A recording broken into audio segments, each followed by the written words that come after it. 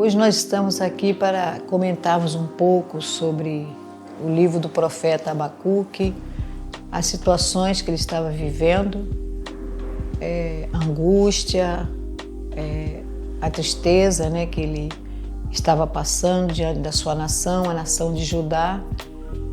E ele estava vendo aquele povo de uma maneira assim, tão indiferente à palavra do Senhor, não obedecendo a palavra do Senhor, e o pecado estava ali assolando aquela nação, onde estavam vivendo momentos de idolatria, de corrupção, de violência, e por não obedecer a palavra de Deus. E aquilo angustiou muito o coração do profeta de Deus, que gostaria que aquela nação estivesse de uma maneira diferente, mas naquele momento ele estava vivenciando tudo isso e aquilo estava abatendo muito o seu coração.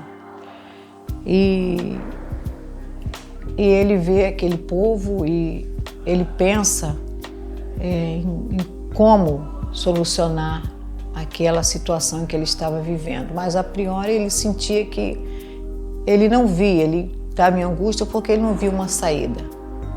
E ali ele consulta a Deus, estava orando ao Senhor, e na concepção dele Deus estava demorando, Deus não estava ouvindo a situação em que aquele povo estava passando. E aí, num certo momento, Deus fala para ele que ele iria, de uma maneira assim, punir aquele povo, e traria os caldeus para punir aquele povo. E aquilo também assim angustiou muito o coração dele. E naquele momento ele dentro da situação que ele passava, da angústia, ele até questiona Deus, Por que Deus? Será que o Senhor é tão santo? Será que o Senhor é tão puro de olhos que o Senhor não pode ver a situação deste povo? E o Senhor se cala quando uma nação ímpia domina aquele povo. E ele chega no desespero dele, no desejo de que aquele povo se reconstituísse e voltasse para Deus. Naquela angústia ele fala-se de uma maneira meio áspera com o Senhor. E a gente vê que não existia uma esperança no coração do profeta. Ele estava uma desesperança diante do caos que vivia aquele povo. E trazendo para os nossos dias, em situações adversas também, nós nos sentimos assim, diante de situações que a gente não consegue ver uma saída, a gente não consegue enxergar, porque estamos dentro do problema, focado nas circunstâncias que nos rodeiam, e nós ficamos assim também.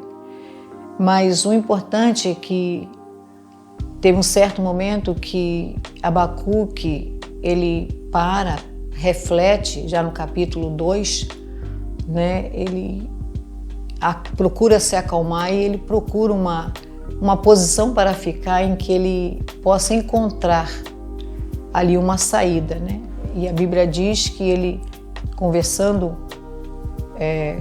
pensa, analisa, e ele fala: eu vou me retirar, vou colocar numa torre de vigia e vou ficar lá, esperando o que o Senhor há de me falar.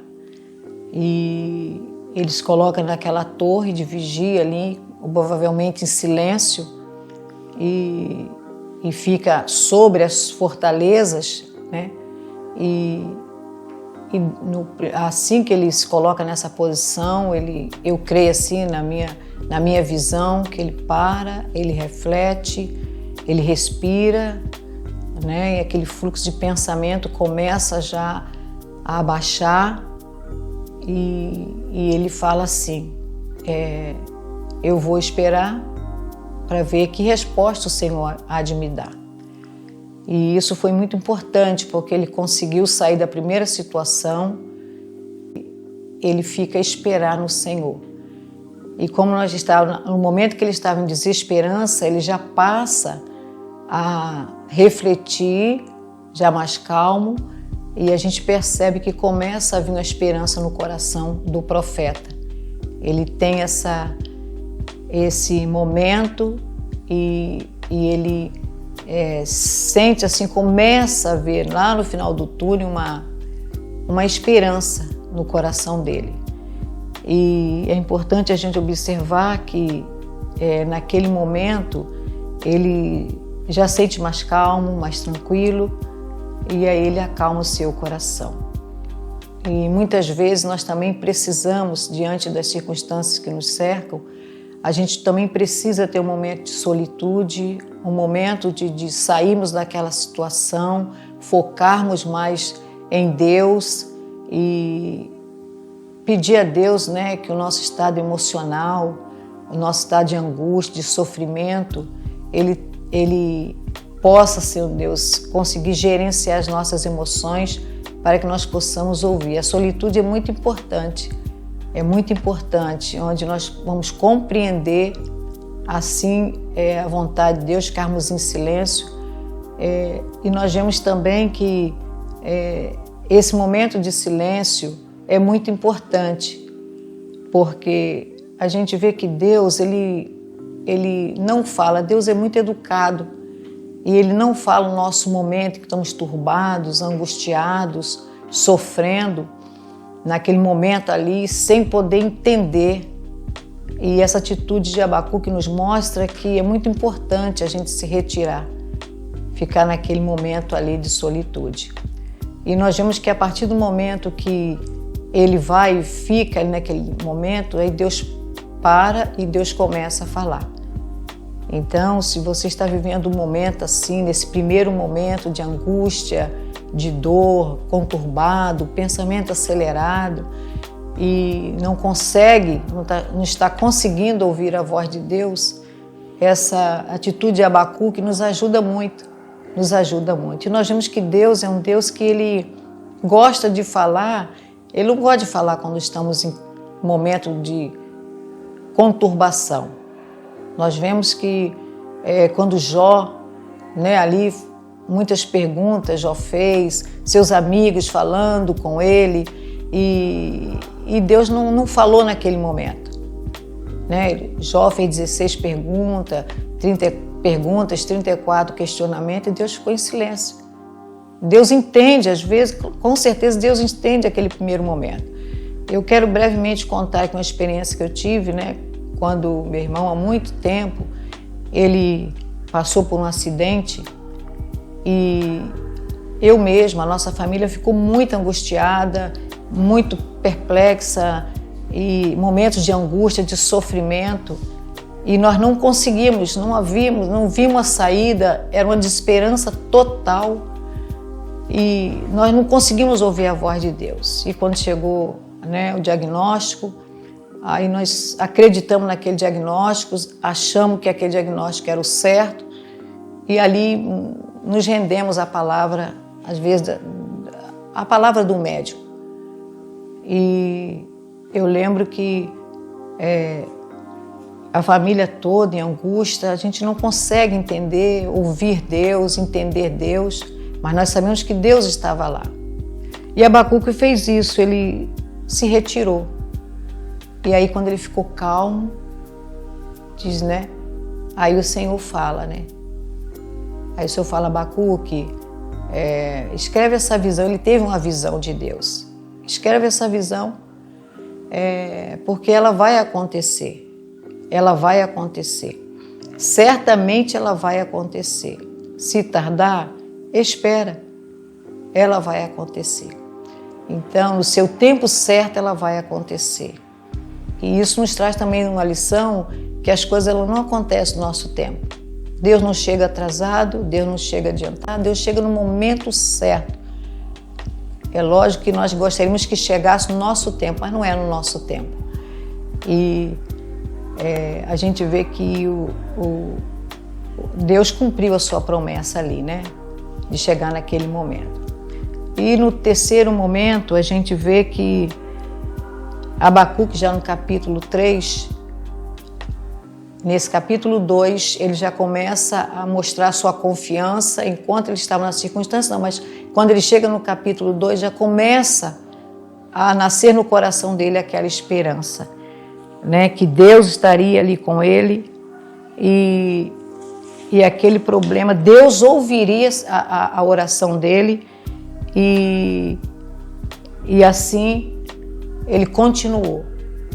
Então ele passou para o segundo passo, não parou, mas ele continuou no segundo passo de já ter o coração mais calmo, mais tranquilo. E aí no terceiro capítulo, quando a gente vê ali, né, Abacuque já com a fé solidificada, porque a esperança, ela depende também de confiar, de entregar, principalmente da fé. E no capítulo 3, a gente vê, né, aqueles versículos tão maravilhosos que vai falar, né, ele já está tão solidificado, a esperança dele está tão avivada, que ele declara no capítulo 3, né, ainda que a figueira não floresça, ainda que não haja fruto na vide, ainda que o produto da oliveira minta, não haja gado no curral, todavia eu me alegrarei no Senhor. Então, a gente percebe como a presença de Deus, depositarmos a fé nesse Deus verdadeiro. E ele falou, ainda que as coisas não aconteçam, mas uma coisa eu sei, eu vou me alegrar no Senhor. Então, talvez você esteja passando, tomara que você já esteja se chegando no segundo momento, né, que Deus abençoe a sua vida para que você já possa ver já uma esperança nesse Deus, não em objeto, não em pessoas, mas confiar no Deus único e verdadeiro. A gente vê que muitas pessoas da Bíblia também confiaram no Senhor. Abraão esperou tanto tempo, 25 anos. A esperança é um ato de esperar, é a expectativa de uma coisa boa. E que neste dia você possa ter essa expectativa, colocar a sua esperança no Senhor. Jeremias 17:7 vai falar, né, que o homem que confia no Senhor, bem-aventurado ele é, cuja esperança dele é o Senhor. A nossa certeza, né, porque Cristo é o vencedor. Cristo vence todas as coisas. E várias pessoas na Bíblia depositaram a sua vida no Senhor. Enquanto depositou em outras coisas, eles não tiveram a certeza, a convicção, tiveram medo. A gente vê Josafá, enquanto ele recebe aquela notícia, né, que aquele exército viria contra ele, teve medo. Ele temeu, ele entrou em angústia, em sofrimento. No primeiro momento acontece isso mesmo. E eu vejo que ali, quando voltando à história do meu irmão, e aquele momento que nós fizemos aquela entrega, confiamos naquelas palavras, mas poucos minutos depois, eu mesmo tive a experiência de sair, ficar em solitude, sozinha, e também perguntar a Deus, Senhor, de onde me virá? E eu fazia uma conversa interna, como salmista no Salmo 42, né? Por que está abatido a minha alma? Por que se desespera dentro de mim? E há momentos que nós ficamos assim também. E eu fiquei assim, Senhor, de onde? De onde? E eu ficava perguntando para mim, Lani, de onde me virá o socorro? E eu vejo ali que, no mesmo versículo que eu questionava o Senhor, estava a resposta. O Senhor falava, põe a sua confiança em mim, né? De onde me virá o socorro? E o versículo falava, meu socorro vem do Senhor, que fez os céus e a terra. E eu quero dizer neste dia que o Senhor, em todas as circunstâncias, o Senhor está conosco. E ali o Senhor esteve comigo. E o Senhor falou assim, para que eu não temesse, para que eu realmente colocasse a confiança nele. E ele, mesmo meu irmão, na situação difícil, precária, que os médicos não davam esperança nenhuma, naquele momento, sozinha ali, de solitude com o Senhor falou para mim, o meu coração pode preparar o culto. Ele não vai morrer. Ele não vai morrer. E tudo estava ainda, todo o processo para ser feito. E ali eu pude ter a minha esperança voltou.